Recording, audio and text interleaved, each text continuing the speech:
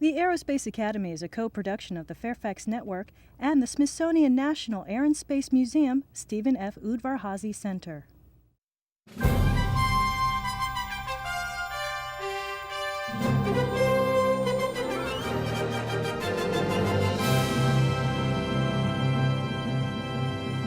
Hello and welcome to the Aerospace Academy. Today you are enrolled in the We Can Fly lab. In this story-based lesson, you'll meet a student named Emma who is curious about flight. As she learns about the airport, you will learn about the airport. And as she discovers what makes a plane fly, you will discover what makes a plane fly. During the We Can Fly lab, if Emma learns something, you will learn the same thing. In fact, by the end of this lab, you may even be ready to become a pilot. All this will take place in one of the coolest classrooms you'll ever be in, the Smithsonian's National Air and Space Museum Stephen F. Udvar-Hazy Center, which houses thousands of amazing aviation and space artifacts. The museum's educators and residents host classes and field trips for students on a regular basis. So who better to learn from than one of these experts? Today we'll be learning from educator and residents Tosin Editoro as she guides us through our exciting experiment. Before we get started, we want to make sure you're ready to follow along. Teachers, a lesson plan complete with a Bernoulli test strip and a student activity sheet are available online at www.fcps.edu/Fairfax Network. So while you watch or after the program, you can recreate the same lab you see here today. And now, let's get started. Welcome to the Academy.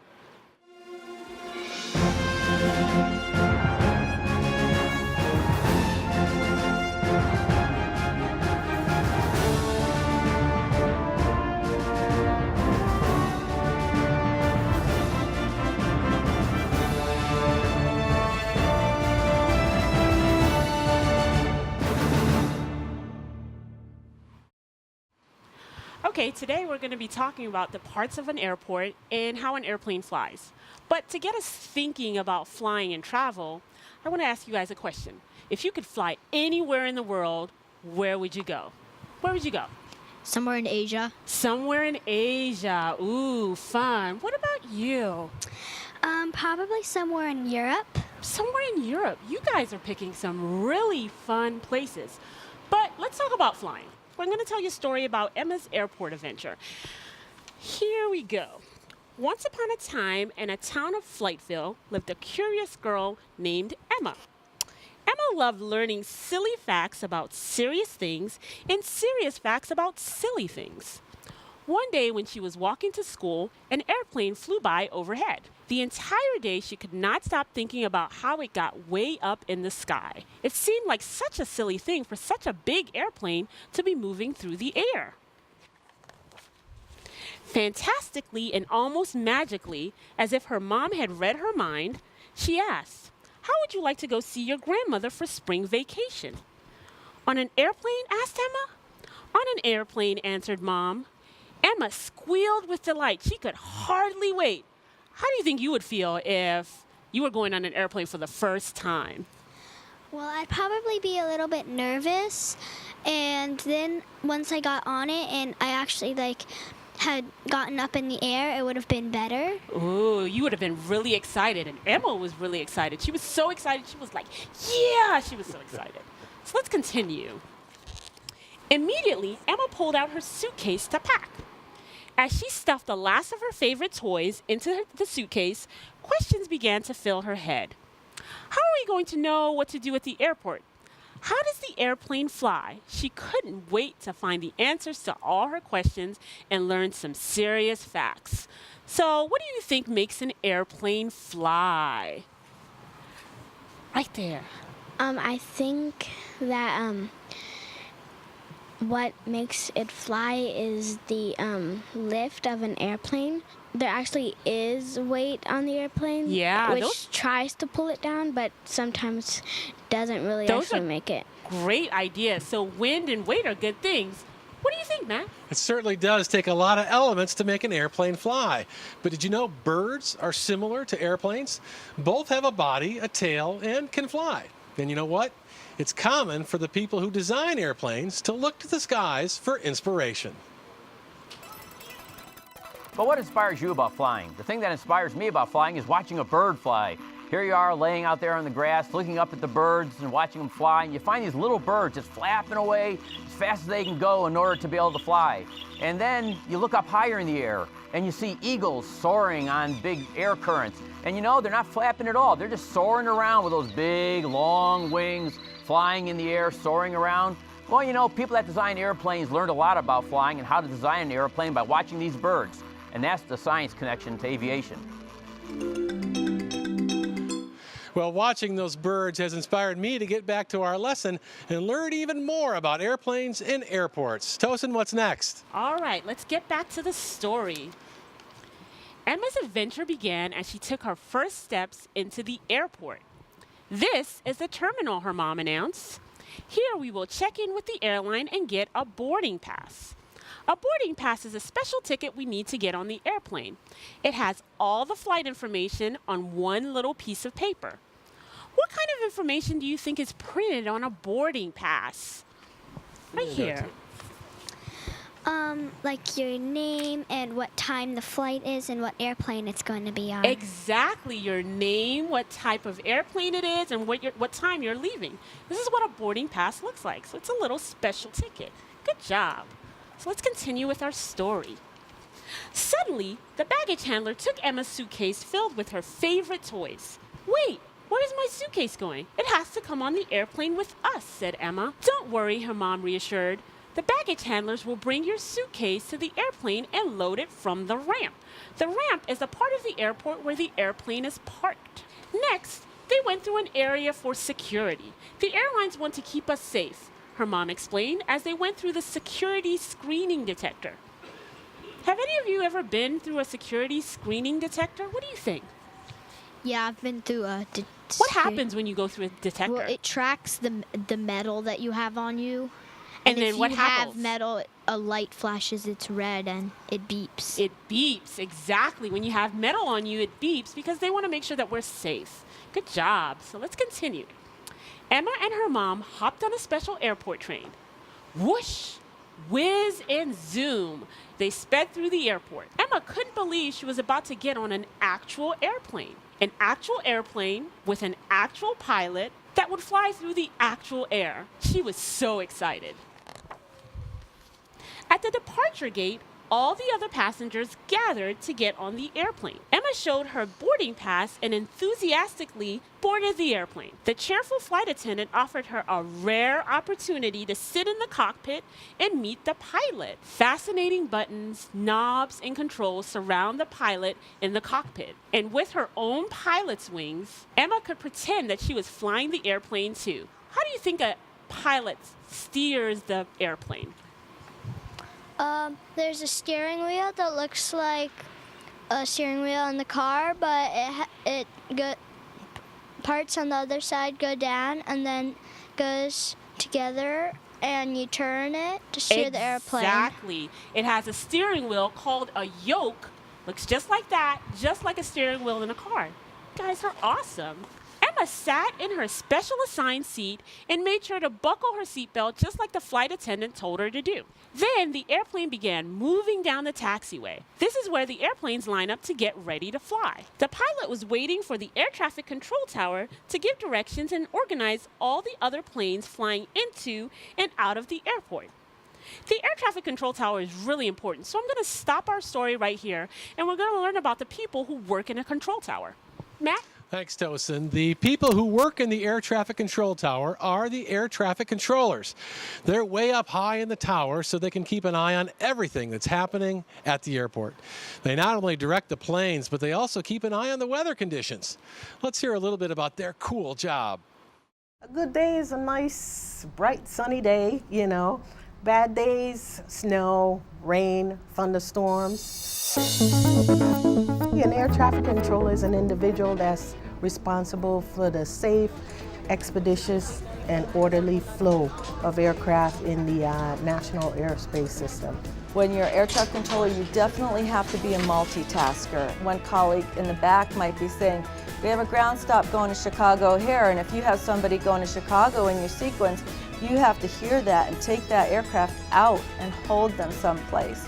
Or they might say, we have reroutes because of weather on J149, which is like a highway in the sky. At the same time, you're also bringing these aircraft to the runway, or you might be clearing them for takeoff. You could be making split-second decisions constantly. This is Dulles. This is where we are, and all the aircraft that are coming into Dulles at the time. And right here, this is an airway. This is what I said, the highway in the sky. And as you can see, there's weather that's going across. And you saw that chunk of weather in the middle of the United States. It's affecting Denver, Las Vegas, LAX, Oakland, Phoenix, San Diego, and San Jose. So you see where that little bit of weather just affects a lot of different airports. Take Jet 304 next 4 times speed, ground point 9. I know delay. I like talking to the planes. I just like knowing that I'm responsible for getting thousands of people here to there, you know, from one point to the other. You know, it's a lot of fun just applying what you know and just seeing it all come together and everything just running smooth.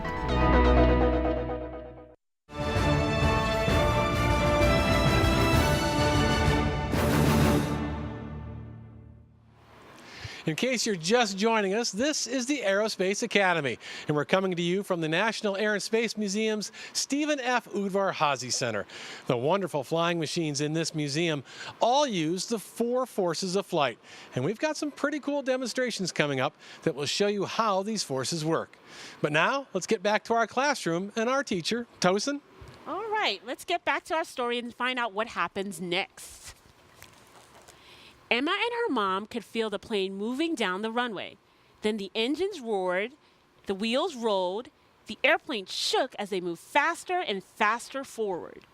Emma felt everything tilt back as the airplane gently lifted off and took flight. Emma looked out the window as all the houses and all the cars became little houses and little cars until the airplane lifted into the clouds. Emma looked around at all the people with all their bags and had a question that needed to be answered with some serious facts. Mom, how are we flying? There are a lot of people on this airplane. There is a lot of luggage and the airplane is heavy. How does an airplane fly? Emma's mom explained, an airplane has 4 forces that act on it in flight. First, there is weight. It is a force caused by gravity. Everything has weight. People have weight, birds have weight, and airplanes have a lot of weight. So we've been sitting for a while, and I think we need to get up and get some exercise. So let's all stand up. Let's stretch a little bit. Touch your toes. Stretch your legs. And then we are all going to jump. What happens when you jump? What happens? Well, we give our legs some force, which we get kind of lifted up to the air, and then the gravity just uses its force and pulls us back down. Good job. Gravity is a force that pulls everything back down, and weight is due to gravity. So let's continue with our story. It's getting pretty good. If everything has weight, how does the airplane fly? Asked Emma. Well, her mom answered, that's because of the second force, lift. The airplane is moving so fast that the wings are able to produce lift. Emma's mom pointed at the wings of the airplane through their window. See how the wings are curved upward? Emma's mom explained, the shape of the wing is called an airfoil. It helps to move the air faster over the top, and the air moves slower across the bottom. The slower air on the bottom has more pressure than the faster air on top, so this causes the airplane to be lifted. Emma thought it over and replied, so with faster air, the pressure is lower, and with slower air, the pressure is higher. You got it, exclaimed her mom. What I have right here is an airfoil, and the airfoil is flat on the bottom, and this curved top is also called a camber. That fast-moving air on the top, low pressure, slow-moving air on the bottom, high pressure, which lifts the airfoil up. Pretty cool, huh? Totally. That is so cool. In fact, we're ready to see this for us in a demonstration. Now, Tosin, you can hand out the Bernoulli test strips, and teachers, you can do this demonstration in your own laboratory as well. All you need is a Bernoulli test strip, which you can find online at www.fcps.edu/Fairfax Network, and 2 balloons. All right, now it's time for this force of flight to lift us up. How's the wing create lift? Let's take a look at this wing. We have an airfoil design with a higher upper half and a straight lower half. As wind goes across this wing, we find that the wind goes faster across the top of the wing and slower across the bottom of the wing. And an 18th century Italian scientist, Daniel Bernoulli, found out when that happens, what we have is lower pressure above the wing and we have higher pressure under the wing. And that higher pressure under the wing causes that wing to lift. Well, let's look at it and see if you can figure out how that happens by taking a piece of paper. If you take a piece of paper like I have here and you put it below your lip and blow across it, what do you think is going to happen? Do you think we're going to push the paper farther down? Do you think the paper will just stay where it is? Or do you think the paper will lift? Let's see. Did you find out what I found out? The paper lifted. How'd that happen? Again, the faster wind going over the paper caused low pressure. The slower wind under the paper causes high pressure. And that high pressure forced this paper up, causing it to lift. Let's take one other example. If I take 2 balloons and I blow between them, what do you think is going to happen? Well, you might think they're going to go farther apart because that's what I would expect. But you also might think they're going to stay just where they are. Oh, they could come together. What do you think? Let's find out. As I blew between the balloons, the faster wind going between the balloons caused low pressure, and the higher pressure on the outside of the balloons pushed the balloons together. Another example of Bernoulli's principle in action. Another science connection to aviation. So, Tosin, what's next in our lab? Are we ready to become pilots yet? Not quite. There's still 2 more forces. So let's continue with our story. As Emma gathered more facts, she began to really love flying. So Emma's mom explained the 3rd force that acts on a plane in flight. Thrust is the force that moves the airplane forward. The jet engines use a fan to suck in air, which is squashed, sprayed with fuel, and lit with an electric spark. The burning gases blast out the back of the engine, which thrusts the airplane forward. So I'm going to demonstrate thrust. And we're going to have a volunteer come on up and help me. Come on up. And we're going to come back here and we're going to demonstrate it with a balloon. And the balloon is filled up with air, which causes air pressure. So you're going to hold it and don't let the air out. There we go. And what we have is we have 2 stands with a string, a piece of tape, and a straw that we are going to tape to our balloon, basically creating a rocket balloon. So what do you think is going to happen when you let go? The balloon's going to shoot over there. It's going to shoot over there. Fast-moving air coming out of the back is going to push that rocket forward. So let's count them down. Are we ready? 3, 2, 1, go! Go, go, go, go, go, go. Awesome. You made it all the way to the end. Good job. Round of applause, guys. Come on. Awesome. Let's continue with our story. So, Tosin, if lift is the opposite of weight, what's the opposite of thrust? Let's find out from the story. Good question. Okay, Emma thought about the forces of flight that she'd learned. Weight, lift, and thrust. Mom, that's only 3. What's the 4th? Drag. It's the opposite of thrust. It is a slowing force caused by the shape of the airplane, which hinders the movement through the air. Drag slows objects down, just like a parachute. So right here, we have the SR-71 Blackbird, which is the fastest air-breathing aircraft, and we have it here in our museum. The SR-71 Blackbird moves so fast where it actually flies at 85,000 feet high and at 3 times the speed of sound, which is really, really fast.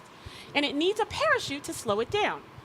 But it's not really called a parachute, it's actually called a drag chute. So here it goes.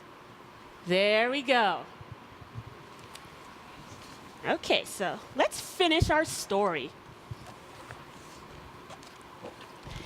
Emma pondered the forces of flight and observed. So, for an airplane to fly, you need to have more lift than weight and more thrust than drag. Correct, Emma's mom exclaimed. The flight attendant announced, "We are approaching our destination. Please fasten your seatbelt as we come in for our landing." At the baggage claim, Emma found her suitcase filled with her favorite toys and saw her grandmother waiting. "Here we are," shouted Emma as she ran and gave her grandma a big hug. Emma explained how airplanes fly. It's all thanks to the 4 forces of flight: weight, lift, thrust, and drag. Emma could not contain her excitement. After all, Emma had discovered many serious facts, which made such a big airplane moving through the air seem not so silly after all. That was fantastic. What a great lab. We've learned about airport vocabulary and seen demonstrations of lift, weight, thrust, and drag. Well, are you ready to become a pilot? You're really close. First, let's hear from a commercial pilot about how to control an airplane in flight from the cockpit.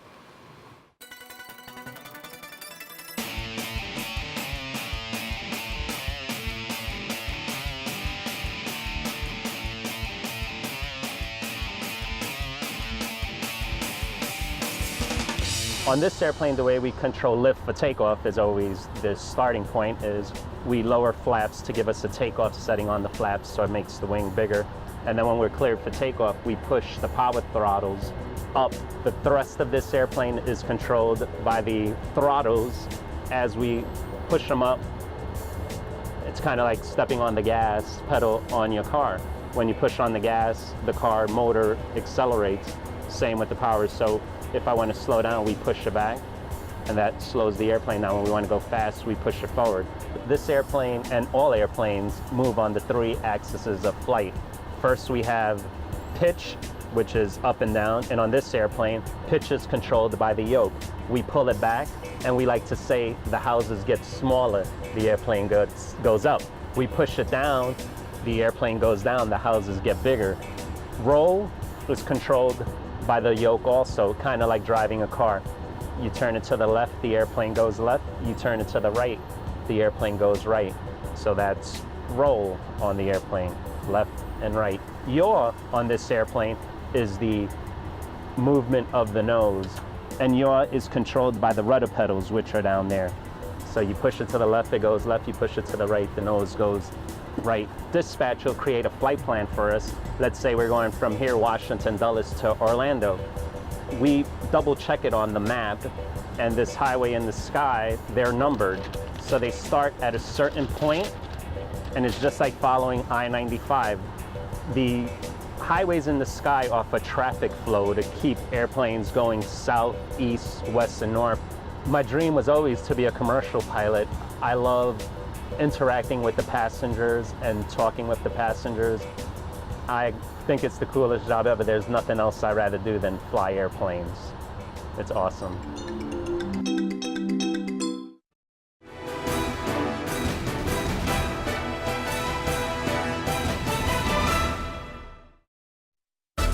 Meet the author and get the full story, the backstory. You guys are actually the first to know about this. I haven't even told my editor about this idea. The revised story, the author's story. You just do it. You read, you watch, and you write. And sometimes quite a story. Writing isn't a job. It's a way of looking at the world and meeting new people. Meet the Author, a production of the Fairfax Network.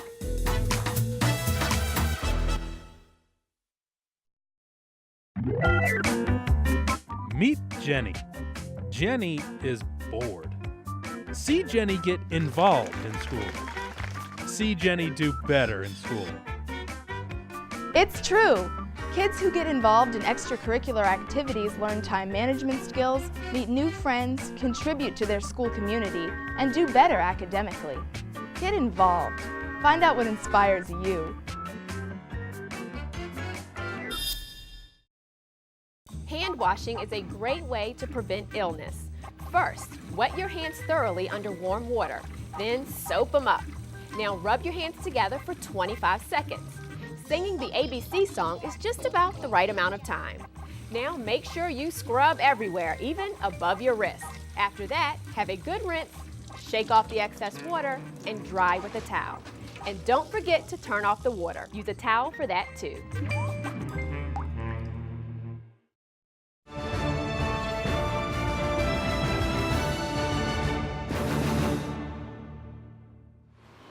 All right, the Aerospace Academy dispatch has filed a flight plan for us, and the runway is prepared.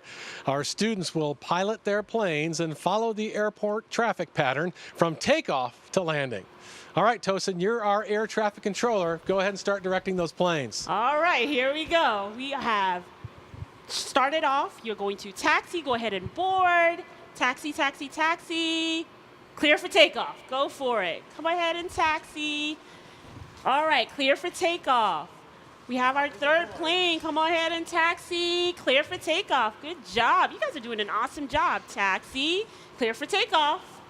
Nice. Taxi and hold at the runway. Clear for takeoff. Good job. Taxi. Just like roads keep cars moving in the right directions, airport traffic patterns keep planes moving through the air in the right direction. Since every flight begins and ends at an airport, it's important that pilots know the traffic rules and patterns to fly. Taxi, clear for takeoff. Good job. Taxi, clear for takeoff. You guys are doing an awesome job. Taxi and hold, clear for takeoff. Taxi, clear for takeoff. Good job. Taxi, taxi, hold it. Clear for takeoff. If you're ready to become a pilot too, you can create an airport traffic pattern in your laboratory.